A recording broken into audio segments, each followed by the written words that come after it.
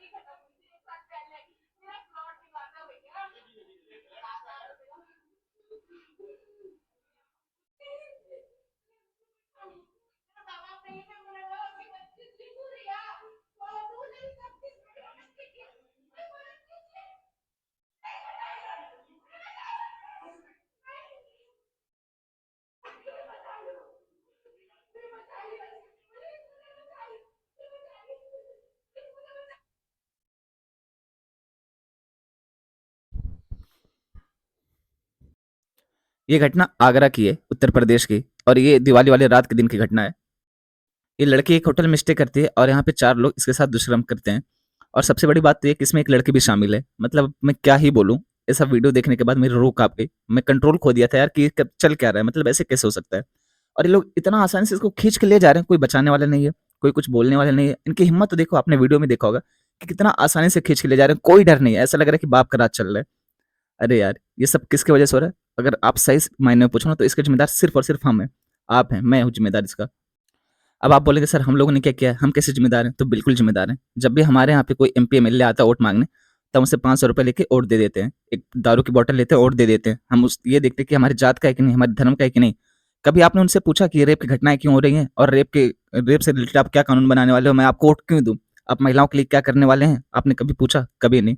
आप पूछ भी नहीं सकते हो, क्योंकि वो आपराधिक बैकग्राउंड के खुद हैं। जो लॉ बनाने वाले हैं, जो कानून बनाने वाले हैं, वो खुद अपराध करके बैठे हुए हैं। तो कैसे बनाएँगे कानून आप इसके खिलाफ? अगर रेप के मामले कम करने हैं, तो मेरा मानना है कि इसमें सऊदी अरेबिया वाला कानून लागू कर देना चाहिए। कोई भी ऐसी हरकत करता हुआ पाया जाए, तो सीधा उसका सर कलम कर दिया जाए, सर धड़ से अलग कर दो। वही एक सबसे अच्छा फैसला है।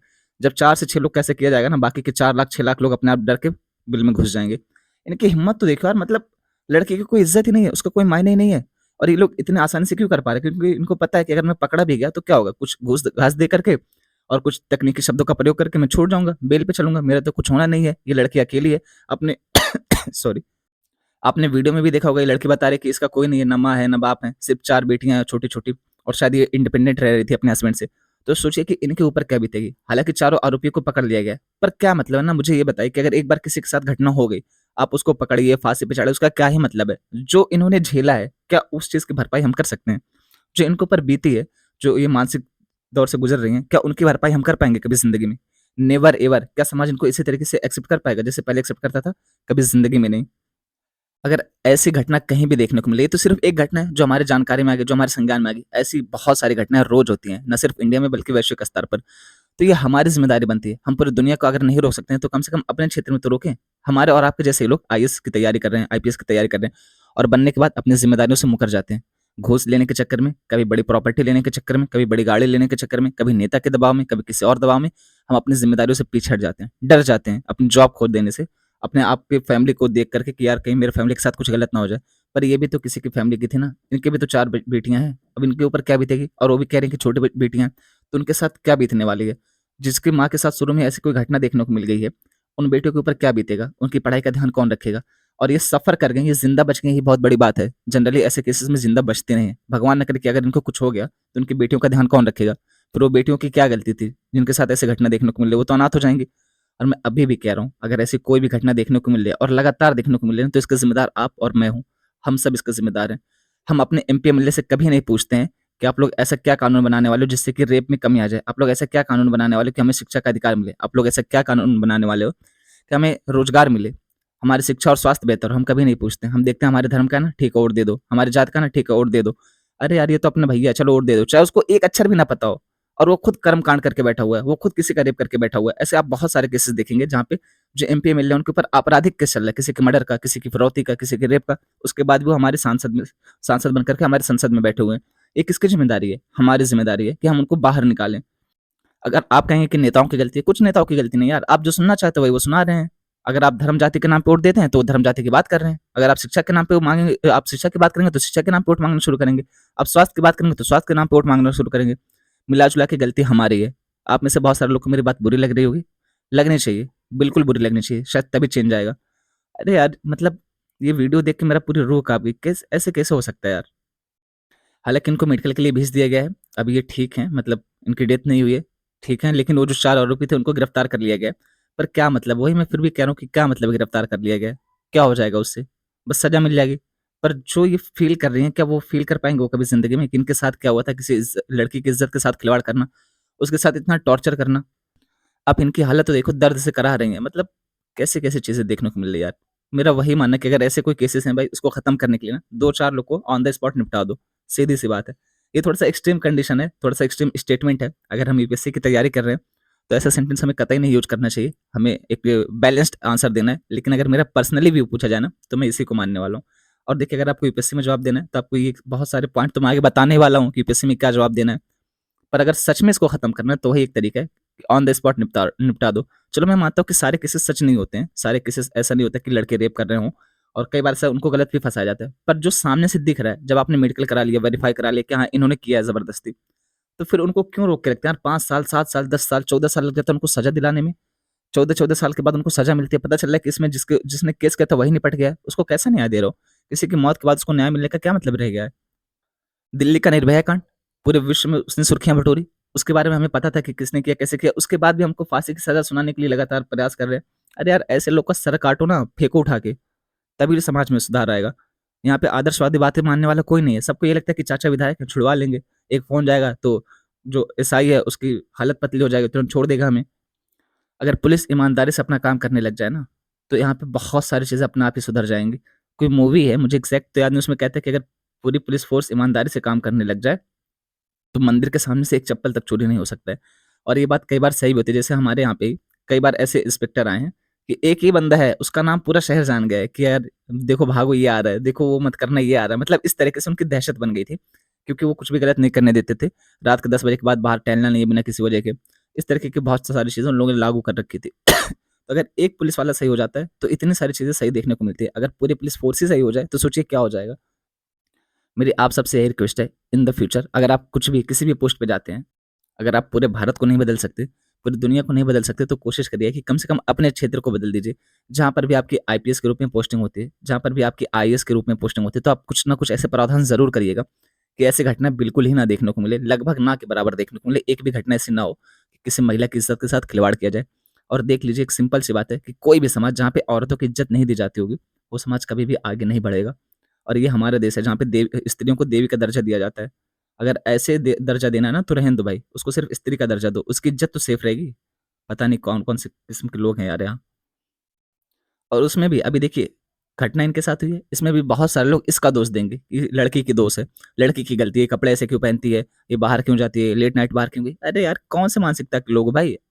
मॉडर्न टाइम में लड़की बाहर नहीं जाएगी। अगर इसकी 4 बेटियाँ हैं, इसका हस्बैंड ने, इसके माँ-बाप ने, तो इसकी बेटी को कौन पालेगा? तुम पालोगे। ये भीख माँग के अपनी बेटी को पाले। अगर ये सेल्फ रिस्पेक्टेड पर्सन है, ये क्यों जाएगी भीख माँगने? ये जॉब कर रही है, अपना काम कर रही है, तो फिर तुम्हें क्या ज़रूरत है ये बोलने की कि लेट नाइट नहीं जाना चाहिए? और ऐसा ज़रूरी नहीं कि जो लेट नाइट लड़कियाँ काम करती हैं, वो सब के सब खराबी हों। ये हमारी मानसिकता है, एक गंदी सोच है हमारी, खास करके पुरुषों की। इन सारी चीज़ों से बाहर निकलिए और देखिए, सपोर्ट करिए अच्छे से। मतलब क्या बोलूँ यार, इस आर्टिकल को लेकर के पूरा कहते हैं ना कि पूरा गुस्सा आ जाना, उस टाइप का कुछ हो गया है। भगवान ना करे कि कभी किसी के साथ ऐसी घटना देखने को मिले। अब देखिए यहाँ पे भारतीय संदर्भ में अगर हम रेप के बारे में बात करते हैं या दुष्कर्म के बारे में बात करते हैं तो यहाँ पे परिभाषा दी गई है। पर आप परिभाषा पे एक चीज़ ध्यान देना, वो बहुत खतरनाक चीज़ है। जैसे यहाँ पे देख रहे हैं कि बलात्कार को महिला के शरीर के अंगों जैसे कि योनि, मूत्रमार्ग, मुँह या गुदा में महिला की सहमति के बिना किसी भी अनैच्छिक और ज़बरदस्ती प्रवेश, पेनिट्रेशन के रूप में परिभाषित किया गया है। अब यहाँ पे आप देखिए बलात्कार को महिला के यानी कि पुरुषों के साथ बलात्कार नहीं हो सकता, आप यही कहना चाह रहे हैं ना? जबकि ऐसा नहीं है, पुरुषों के साथ भी होता है और आप यहाँ पे देखिए वही स्टेटमेंट यूज़ की गई कि बलात्कार एक पुरुष द्वारा, ज़रूरी थोड़ी कि पुरुष द्वारा किया जाए, महिला भी तो बलात्कार कर सकती है। तो इसीलिए इन सारी चीज़ों में संशोधन किया जा रहा है। भारतीय दंड संहिता आईपीसी की धारा 375 के अनुसार बलात्कार एक पुरुष द्वारा तब किया जाता है जब वह निम्नलिखित में से किसी भी परिस्थिति में किसी महिला के साथ यौन संबंध बनाता है। तो भैया यहाँ पे आपने बता दिया कि पुरुष द्वारा होता है, तो क्या महिला बलात्कार नहीं करती या पुरुषों के साथ बलात्कार नहीं होता? ये दोनों ही कंडीशन होती है। अब जैसे यही वाला केस देखिए आप, यहाँ पे एक महिला भी शामिल थी, तो क्या आप उसको आरोपी नहीं मानोगे? उसको भी आरोपी मानेंगे। इसी तरीके से कई बार ऐसी घटना देखने को मिलती है कि किसी लड़के को, किसी बच्चे को या फिर किसी पुरुष को भी टॉर्चर किया जाता है, उनसे ज़बरदस्ती सेक्स कराया जाता है और अगर ज़बरदस्ती सेक्स करवा रहे हो तो भी तो एक तरीके का बलात्कार ही है ना? तो इस नाते इन सारे अधिनियमों में, इन सारी धाराओं में संशोधन बहुत ज़रूरी है। अब यहाँ पे क्या-क्या बताया गया है कि कौन-कौन से कंडीशन में इसको हम रेप मानेंगे, दुष्कर्म मानेंगे, तो उसकी इच्छा के विरुद्ध यानी कि अगर महिला की इच्छा के विरुद्ध उसके साथ कोई शारीरिक संबंध बनाता है, उसकी सहमति के विरुद्ध। अब आप कहेंगे इच्छा और सहमति का क्या मतलब है? इच्छा तो एक ये होता है ना कि मेरा भी मन है और सामने वाला का भी मन है, तो आप दोनों मिलके काम कर रहे हैं, ठीक? दूसरा क्या सहमति, उनका कंसेंट ही नहीं है, वो चाहते ही नहीं है, भले से उनकी इच्छा हो लेकिन अभी किसी और कंडीशन के तहत उनका मन नहीं कर रहा है। उन्होंने आपको इजाज़त नहीं दी है कि हाँ, ये करना है मुझे और आप ज़बरदस्ती किए जा रहे हो, ज़बरदस्ती किए जा रहे हो, तो वो चीज़ गलत है ना?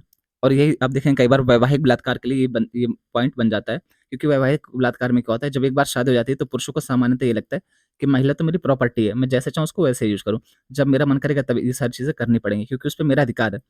यहाँ पे आप देख सकते हैं कि 375 के तहत सहमति लिखी गई है और यहाँ पे ये तो लिखा नहीं है कि शादीशुदा महिला या फिर कुँवारी महिला। तो जब सहमति नहीं है तो शादीशुदा जो महिला उसकी भी तो असहमति हो सकती है ना, उसके भी तो अधिकार है ना। तो यही बात कई बार उठती है कि वैवाहिक बलात्कार को भी आपराधिक कानून बना देना चाहिए, उसको भी एक तरीके से कानूनी जुर्म घोषित कर देना चाहिए। उसके या उसकी देखभाल करने वाले किसी व्यक्ति के खिलाफ मौत या चोट पहुँचाने का भय दिखाकर प्राप्त उसकी सहमति से, यानी डरा-धमका कर एक तरीके से कह सकते हैं, उसकी सहमति से ये जानते हुए कि वह विवाहित है या स्वयं को कानूनी रूप से विवाहित मानती है और वह उसका पति नहीं है। जब वह मानसिक विकार, नशा या बेहोश करने वाले या अस्वास्थ्यकर पदार्थों के सेवन के कारण सहमति देने की प्रकृति और परिणामों को समझने में असमर्थ हो, ऐसी ली गई सहमति हो, यानी कि आप उसको नशे की गोली खिला दे रहे हैं, नींद की गोली खिला दे रहे हैं और आप कह रहे हैं कि हाँ देखिए मैंने परमिशन ले रखे थे, वो तो उस समय होश ही में नहीं है ना, वो तो कंट्रोल में नहीं है, तो परमिशन कैसे होगी? तो इसको भी रेप की कैटेगरी में रखा जाता है। उसकी सहमति के साथ या उसके बिना जब वह 18 वर्ष से कम आयु की हो, अगर यानी 18 वर्ष से कम आयु की लड़की है, आप चाहे वो हाँ बोले चाहे ना बोले, अगर आप उसके साथ सेक्स करते हैं तो एक तरीके से रेप की कैटेगरी में आने वाला है। जब वह सहमति संप्रेषित करने में असमर्थ हो, यानी कि वो ये चीज़ सहमति देने या ना देने में असमर्थ है, वो इतना कैपेबल नहीं कि ये समझ सके, हाँ या ना कह सके और उसके बाद भी आप कहते हैं कि इसने सहमति दी थी। उसको पता ही नहीं कि आप क्या कह रहे हो, उसको ये चीज़ समझ ही नहीं कि आप क्या कहना चाह रहे हो और उसने कह दिया कि हाँ, तो ये सहमति नहीं मानी जाती, ये भी रेप ही माना जाएगा। अगर हम बात करें बलात्कार का अपराध और दंड के इससे संबंधित, तो बलात्कार के दौरान अगर आरोपी द्वारा महिला को इतनी बुरी तरह से घायल कर दिया जाता है कि वह मर जाती है या कोमा में चली जाती है, तो ऐसे मामलों में आरोपी को मृत्युदंड या आजीवन कारावास दिया जा सकता है। यदि एक महिला का एक ही समय में लोगों के एक समूह द्वारा, वही जो सामूहिक बलात्कार है, किया जाता है, तो उनमें से प्रत्येक को अपराध के लिए दंडित किया जाएगा। धारा 376 डी आईपीसी की धारा 376 डी ये बात कहती है। आईपीसी की धारा 376 ई मृत्युदंड देने की अनुमति देती है जब किसी व्यक्ति को बलात्कार हेतु दूसरी बार दोषी ठहराया जाता है। मतलब ये देख लो, पहली बार अगर कोई बलात्कार करता है तो उनको मृत्युदंड नहीं देने का प्रावधान है। जब दूसरी बार कोई करता है तब उसको मृत्युदंड देने का प्रावधान कर रही है आईपीसी की धारा 376 ई। मतलब इसमें संशोधन ज़रूरी है कि नहीं, आप खुद बताइए ये क्या बात हुई यार? कि अगर मान लीजिए ए नाम का व्यक्ति है, इसने एक बार किसी का रेप किया, इसके ऊपर रेप का आरोप लगा है और ये प्रूफ हो जाता है कि इसने रेप किया था, तो आप इसको मृत्युदंड नहीं देंगे, इसको क्या देंगे? उम्र कैद दे सकते हैं मैक्सिमम। उसके अलावा क्या कर सकते हैं? तो 14 साल की कठोर कारावास, 7 साल की कठोर कारावास इस तरीके से दे सकते हैं। लेकिन जब इसी एक व्यक्ति पर दूसरी बार आरोप का कंडीशन लगता है, दूसरी बार आरोप लगता है कि इसने बलात्कार किया है, तब इसको मृत्युदंड दिया जा सकता है, मौत की सज़ा दी जा सकती है। तो ये तो बहुत खराब प्रावधान है ना, इसको चेंज करना बहुत ज़रूरी है। अगर हम बात करें भारत में बलात्कार होने के क्या-क्या कारण हैं, तो ये सारी चीज़ें आपको पढ़ने वाली है ही नहीं। अगर आप नहीं भी पढ़ेंगे तब भी आप नॉर्मली देख सकते हैं कि क्या-क्या कारण हो सकते हैं। जैसे पहला होता है लैंगिक असमानता। आप देखेंगे अभी भी कोई कितना भी बोल ले कि जेंडर इक्वल देश है, जेंडर इक्वल देश है, वो हो ही नहीं सकता है क्योंकि हमारे दिमाग में ये चीज़ें घुस गई हैं ना। हमारे हीमोग्लोबिन के साथ बहता है कि लड़कियाँ कमज़ोर हैं लड़कों से और लड़के ज़्यादा तेज़ होते हैं, लड़के ये हैं, लड़के वो हैं। मतलब ये चीज़ हमारे दिमाग में घुस चुकी है और उसको निकालना इतना आसान नहीं होता है। समाज में जब भी बहुत बड़े व्यापक स्तर पर परिवर्तन आता है, तो बहुत लंबा समय लेता है। सामाजिक मानदंड और दृष्टिकोण, लोगों को ये लगता है कि लड़की है तो रात में क्यों काम करेगी, नाइट शिफ्ट काम नहीं कर सकती है, नाइट शिफ्ट में काम करने वाली लड़की अच्छी हो ही नहीं सकती, उसका कैरेक्टर पे तुरंत तुरंत उंगली उठती है। चाहे वो टीचर ही हो, अगर वो रात में किसी को कोचिंग भी पढ़ा रही हैं 4-6 बच्चों को, 10 बच्चों को, क्योंकि उनको दिन में टाइम नहीं मिल रहा है, तो फिर उनके ऊपर ये उँगली उठेगी कि नाइट शिफ्ट करे ना, वो लड़की सही है ही नहीं, उसका कैरेक्टर ही नहीं सही है, चाहे वो कितना भी अच्छी हो। पर वही चीज़ है, उसके अलावा जागरूकता की कमी, उसके अलावा अपर्याप्त कानून परिवर्तन, जवाबदेही की कमी, धीमी न्यायिक प्रक्रियाएँ, सामाजिक कलंक या स्टिग्मा और पीड़ित को दोषी ठहराना। अब यहाँ पे आप देखिए इतने सारे पॉइंट्स हैं ना, ये सारी चीज़ें बताने वाली है ही नहीं, मैंने इसको पहले एक्सप्लेन कर रखा है। जैसे कानून को आप देखिए क्या कानून है, एक बार कोई रेप का आरोपी पाया जाता है तो उसको मृत्युदंड नहीं दिया जाना, जब दूसरी बार पाया जाता है तब मृत्युदंड दे सकते हैं। अरे भाई ये क्या प्रावधान है? तो कानून में कहीं न कहीं हमारी कमी है और यही वजह है कि लोगों के अंदर भय नहीं है, लोग खुल के रेप करते हैं, उनको लगता है कि क्या होगा, ज़्यादा से ज़्यादा पुलिस पकड़ेगी, 1 हफ्ते में बेल लेके छूट जाऊँगा। अगर इन्हीं कानूनों को थोड़ा-सा सख्त कर दिया जाए, तो किसी की हिम्मत नहीं होगी। अब सऊदी अरेबिया में देखिए, बहुत रेयरली ऐसे केस देखने को मिलते हैं, बहुत रेयरली ऐसे सुनने को मिलता है कि वहाँ पे किसी महिला के साथ छेड़छाड़ हुई। क्योंकि उनको पता है ऐसी कोई घटना देखने को मिलेगी, तो मेरी जान गई, तुरंत के तुरंत निपटा दिए जाएँगे, तुरंत के तुरंत सर काट के फेंक दिया जाएगा। उसके अलावा जवाबदेही की कमी, अब जैसे रेप कर लिया, उसके बाद ये लोग कुछ बोलेंगे नहीं। अब इन्होंने रेप किया है भाई साहब, इनको अरेस्ट कर लिया गया। पता चल रहा है कि इनके पीछे 4 लोग खड़े हैं बचाने के लिए। अच्छा यार, वकीलों को भी ये समझना चाहिए कि अगर किसी ने ऐसा किया ना, तो उसको ना ही बचाओ। क्योंकि जिसके साथ हो रहा है, उसके थोड़ा-सा आप उसको प्रति सहानुभूति तो दिखाओ। और कई बार क्या होता है, जैसे आप देखेंगे कोर्ट में, जिस महिला के साथ ये घटना हुई होती है ना, उस महिला को कितना ज़लील किया जाता है। अगर पहली बात तो केस लड़ने के लिए तैयार नहीं होती है, उसको ये डर रहता है कि समाज जान जाएगा, घरवाले सपोर्ट नहीं करेंगे, यार दोस्त बोलना छोड़ देंगे।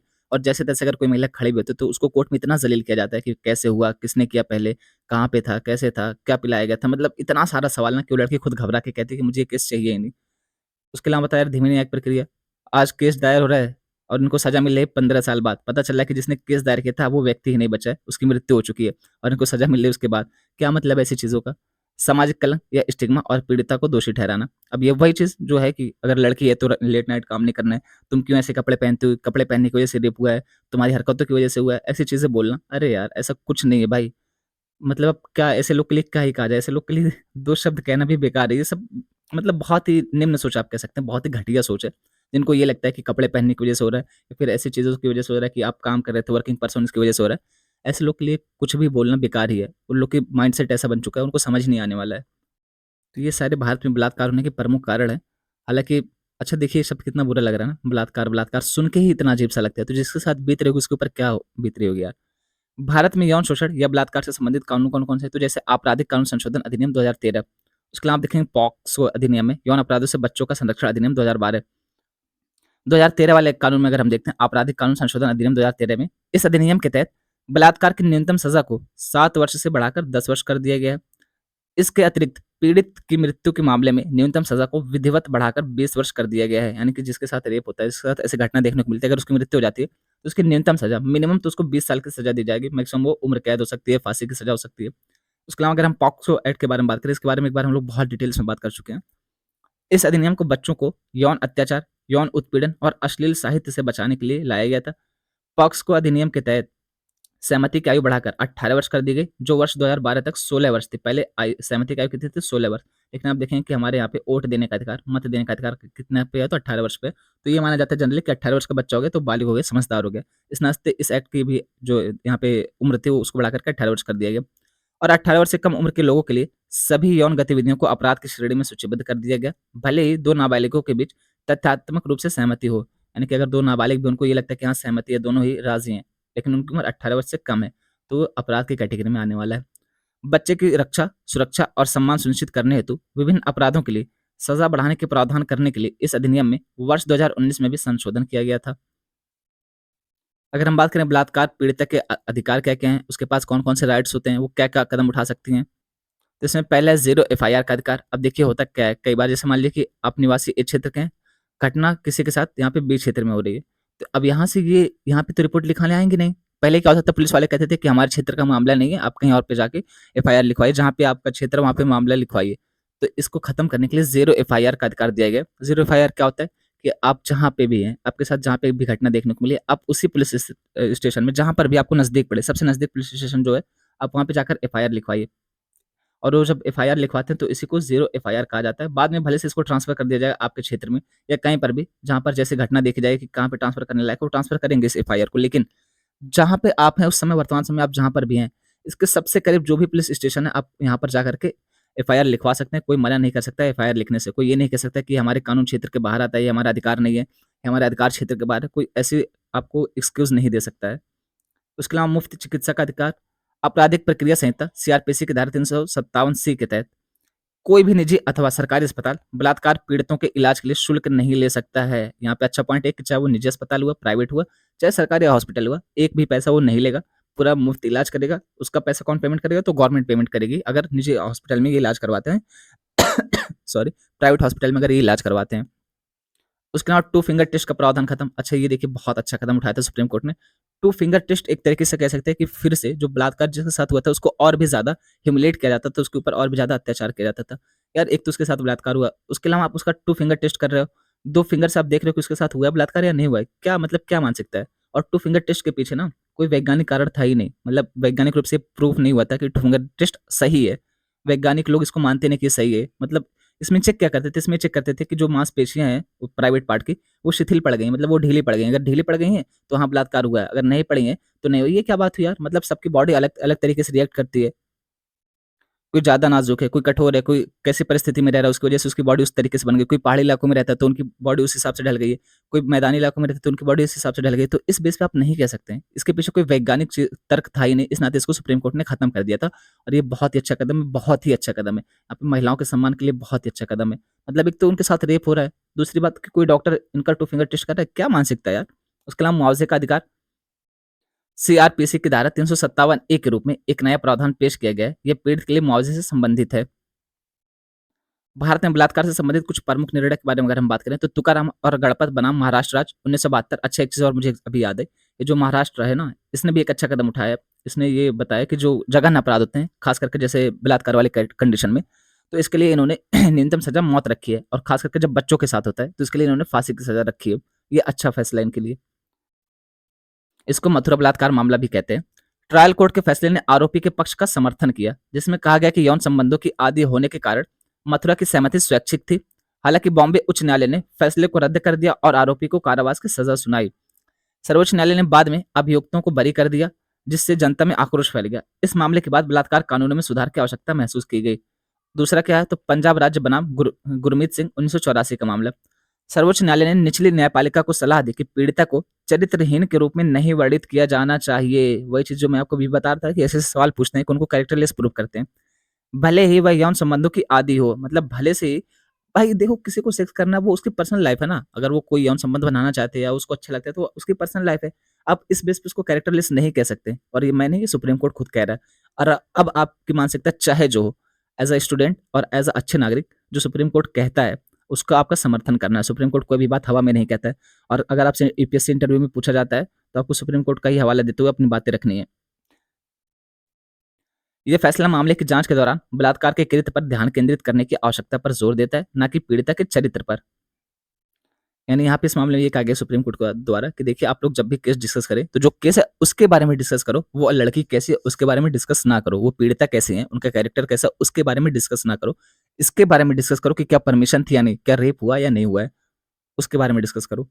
उसके अलावा है दिल्ली की घरेलू कामकाजी महिलाएं बनाम भारत संघ 1995 का मामला।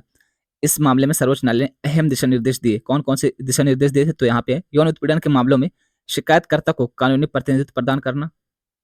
उसके अलावा पुलिस स्टेशन में एक वकील द्वारा कानूनी सहायता और मार्गदर्शन सुनिश्चित करना। बलात्कार के मुकदमों में पीड़िता की गुमनामी या गोपनीयता बनाए रखना।